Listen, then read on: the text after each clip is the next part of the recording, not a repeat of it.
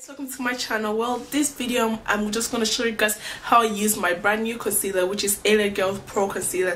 So I heard so much good things about this concealer. I read the reviews, I watched the review videos and everything, so I heard so much good things about it, and it's so affordable and it's so cheap for, like, if you want to save up. Yeah, this is the concealer for you. So I got this for €4 from a website online. I will put the website name in the description box because I cannot remember what the name of the website is, and I think the website is from America, so I got it shipped here in France. So it's called ALOT Girl Pro Concealer. Then it says HD High Definition Concealer, and it's 0.25 ounces and 8 grams. So that's how it looks like, and I got the color Toffee. I will get more of this concealer because it's really affordable, and why not? Before I was using the MAC Studio Finish concealer in NW40 before, and I'm still using this concealer.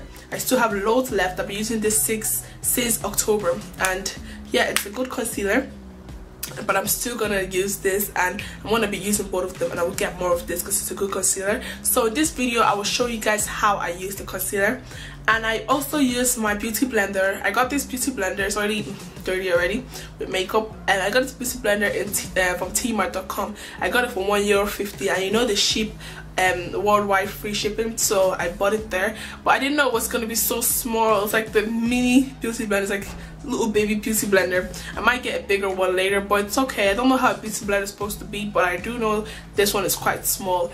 I got it for $1.50, free shipping. It took like 2 weeks to get here.